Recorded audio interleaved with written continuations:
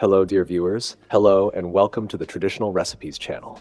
Food enthusiasts and flavor lovers, today we will make Kayseri Yağlaması, a traditional delicacy, a challenging dish. I will share the recipe in detail. You can watch and try it yourself. Enjoy your meal in advance. While preparing the dough, I start by adding a bit of sunflower oil into a large pot. This helps the dough mix more easily and reduces stickiness during kneading.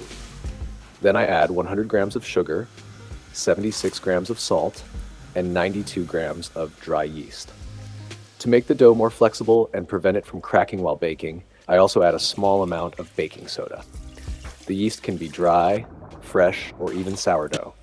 It doesn't matter. Use whatever you have at home. I make sure the water I use is lukewarm. For a total of 4 kilograms of flour, 2,400 grams of water is enough. I stir the mixture a little to activate the yeast and let it rest for about 5 minutes. Before starting the kneading process, I place a cloth under the pot so it doesn't slip. If the cloth is slightly damp, the pot stays steady while kneading. I prefer pastry flour because it gives the dough both flexibility and lightness, perfect for this dish. I add half of the flour into the pot and start mixing.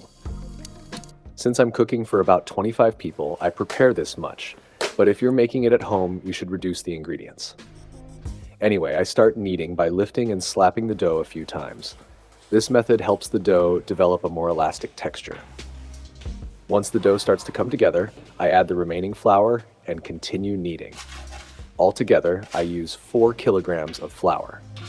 While kneading, I stretch and press the dough, then fold it back and continue.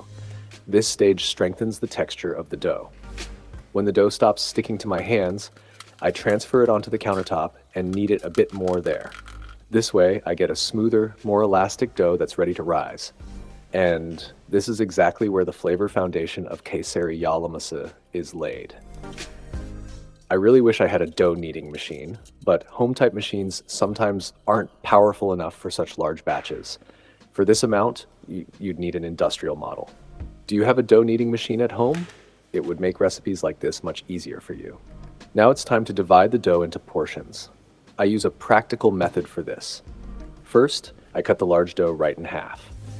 Then I divide each piece in half again and continue this process until each portion weighs around 150 grams. This way I get evenly sized pieces without needing a scale, just by eye. Of course, some pieces may end up slightly larger than others. I easily notice that while shaping them. Using my hand like a knife, I gently press the edge of the dough and tear off the excess part. That way the portions become equal. It's a small but effective technique. Have you ever tried it before?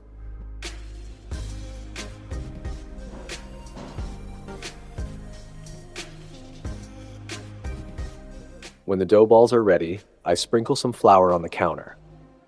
I place the dough pieces apart from each other so they don't stick together. I lightly dust them with flour again and cover them with a plastic bag.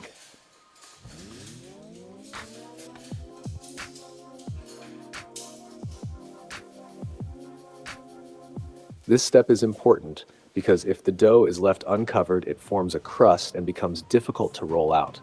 I let them rest for about half an hour. During this time, the dough rises and softens, making it much easier to roll out later.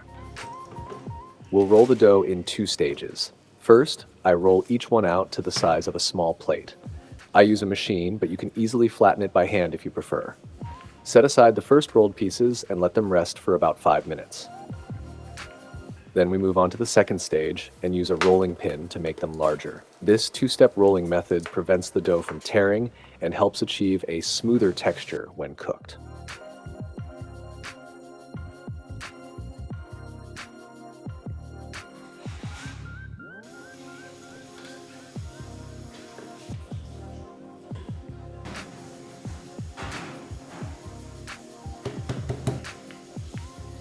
Now I'm moving on to the second rolling stage. Since the dough has rested a bit, it's become more elastic, making it easier to roll. I sprinkle a bit of flour on the counter and lightly flour the dough surface so it doesn't stick to the rolling pin. With the rolling pin, I first round out the dough gently. Then, imagine a horizontal and a vertical line passing through the center of the dough. These lines will help guide your direction. I move the rolling pin to the right, then to the center, then to the left. then forward and backward. In rhythm, it goes like this. Place in the center, roll to the right, place in the center, roll to the left, place in the center, push forward, place in the center, pull back. Using this method, the dough stretches evenly in all directions and forms a smooth, circular shape. On average, I get a dough about 30 centimeters wide. Not too thick, not too thin, just perfect.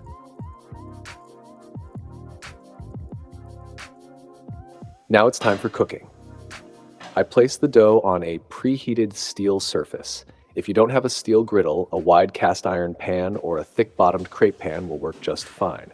The surface should be hot, but not scorching. You want the bottom to cook nicely while the top puffs up without drying out. Honestly, I've been putting effort into this channel for over 10 years. I test, shoot, and edit every recipe countless times, but the views are almost none. I only ask for a few seconds of your support to see the reward for all this effort. If you like the video, leave a comment and turn on the notification bell. This channel can come alive again. Subscribing gives new life to every recipe I share here. Remember, one click is small for you, but a huge support for me. After cooking the flatbreads, I immediately place them between clean cloths. This way, they rest while keeping their crisp texture. If you leave them uncovered, the steam inside causes moisture, and the flatbreads become soft. That's why resting them inside a cloth is such an important detail. Now I move on to preparing the filling. For this, I use fatty ground beef, a total of 5 kilograms. I grind the meat once. If it's too finely ground, it can lose its flavor while roasting, so a medium texture is ideal. Another ingredient as important as the meat is onion. I process at least 3 kilograms of onions in a mixer, then transfer them to the pot and start sautéing. Adding the meat and onions together and sautéing them at the same time allows the aromas to blend beautifully.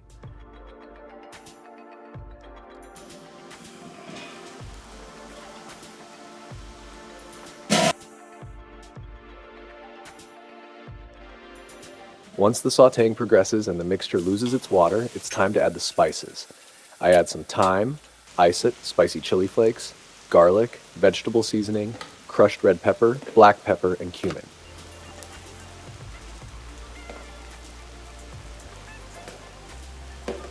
Then about 50 grams of salt and a spoonful of sugar.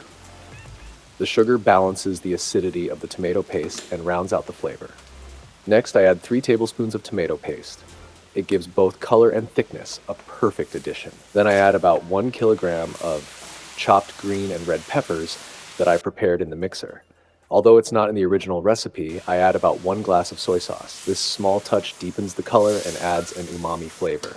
You can adjust the spices to your taste or keep them as in the classic recipe. Both versions turn out great. Finally, I add about 3 to 4 ladles of boiling water. If you have bone broth, definitely add 1 ladle of that too. It takes the flavor of the filling to a whole new level. To finish, I add a few chopped tomatoes and some sunflower oil to the mixture. This helps adjust the consistency and gives the dish a vibrant color. I let it simmer gently over low heat for about 10 minutes, stirring occasionally. It shouldn't be too watery or too thick.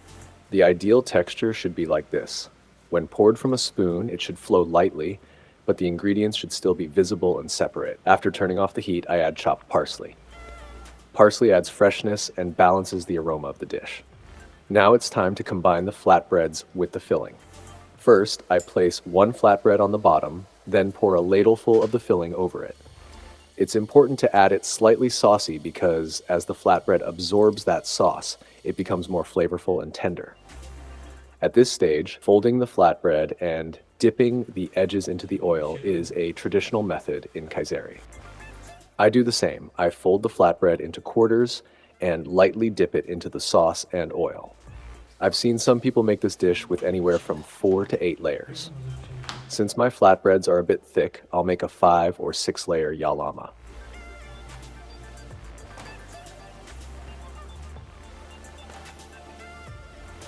After completing the layers, I arrange them nicely in a tray, then cut it into quarters and slice it into triangles like a cake. When I lift and show one slice, the sight alone is satisfying. The layered texture, the wonderful aroma, and the warmth of the meat filling make it a truly traditional Turkish dish. It might remind you a bit of pita, or maybe of lasagna because of its layers. Is there a similar dish where you live? If so, write it in the comments. I'd love to check it out. Finally, I move on to the baking stage. I keep it in the oven for about 10 minutes.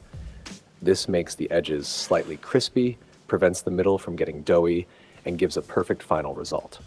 After taking it out of the oven, you can pour garlic yogurt over it or serve the yogurt separately in a bowl.